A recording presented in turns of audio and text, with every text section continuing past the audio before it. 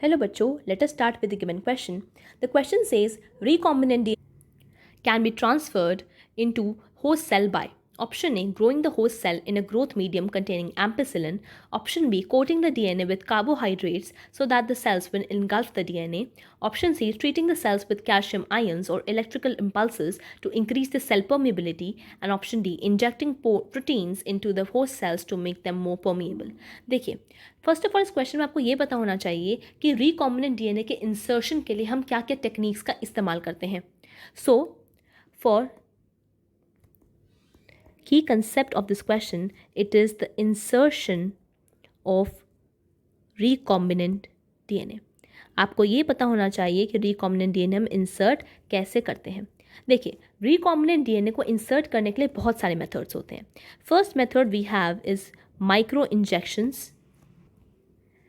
Our second method is gene gun or biolistics.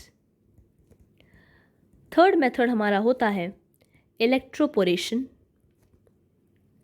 And fourth method हमारा होता है using calcium +2 ions.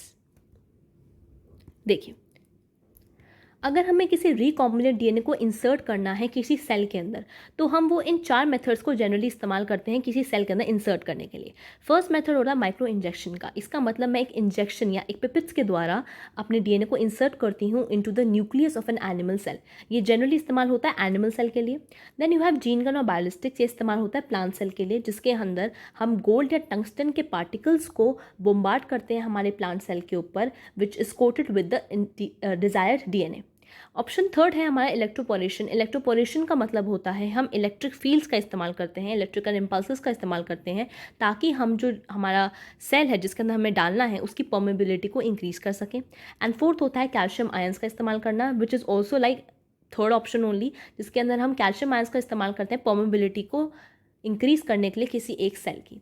तो question में कह रहे हैं हम रिकॉम्बिनेंट डीएनए को कैसे ट्रांसफर कर सकते हैं. सो इन 4 हम तरीकों से ट्रांसफर कर सकते हैं. सबसे पहले तो आप ये जान लें कि रिकॉम्बिनेंट डीएनए क्या होता है, अगर आपको इसमें डाउट है तो. देखिए, रिकॉम्बिनेंट डीएनए क्या है. रिकॉम्बिनेंट डीएनए का मतलब है अगर मेरे पास कोई अपना नेटिव डीएनए है, उसके अंदर मैं एक फॉरेन डीएनए को इंसर्ट करती हूँ, तो मेरा बनता है रिकॉम्बिनेंट डीएनए. तो एक नेटिव डीएनए के अंदर फॉरेन डीएनए का इंसर्शन रिकॉम्बिनेंट डीएनए बनाता है. तो if this is my native DNA and ये है मेरा फॉरेन डीएनए, तो अगर मैं इनको आपस में जोड़ देती हूँ, सो ये जो मेरी स्ट्रक्चर बनी, this is my recombinant DNA. तो इस रिकॉम्बिनेंट डीएनए को ही हम ट्रांसफ़र करते हैं हमारे होस्ट सेल के अंदर. होस्ट सेल क्या होता है, हमारा टारगेट सेल, जिसके अंदर हम इसको पहुंचाना चाहते हैं. सो हम कैसे ट्रांसफ़र करते हैं. ऑप्शन ए कहता है growing the host cell in a growth medium containing ampicillin.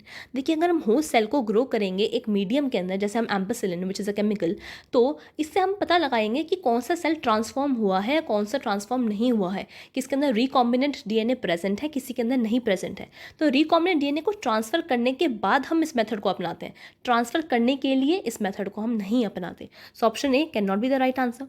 Option B कहता है coating the DNA with carbohydrates so that the cells will engulf the DNA. देखिए, डीएनए को हम कार्बोहाइड्रेट के साथ कोटिंग नहीं करते जिससे वो डीएनए इनगल्फ हो जाए सेल के अंदर. ऐसा नहीं होता. हम डीएनए को कोट करते हैं ऑन टंगस्टन पार्टिकल्स, ताकि हम जीन गन या बायोलिस्टिक का इस्तेमाल कर सकें इंसर्शन के लिए. सो कार्बोहाइड्रेट्स के साथ नहीं करते. Option B is wrong.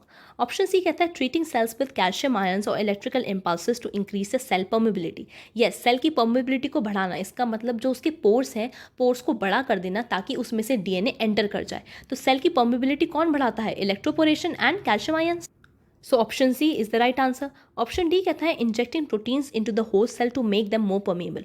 देखिए, होस्ट सेल के अंदर हम जब डीएनए डालते हैं तो हम चाहते हैं कि उसके बाद प्रोटीन बने, तो प्रोटीन को इंजेक्ट नहीं करते. प्रोटीन्स बनवाने के लिए हम होस्ट सेल के अंदर एक डीएनए का इंसर्शन करते हैं. So proteins injection is not the right answer. So option C which says treating cells with calcium ions और electrical impulses to increase the cell permeability is the required answer to the given question. Hope you understood it well. Thank you so much.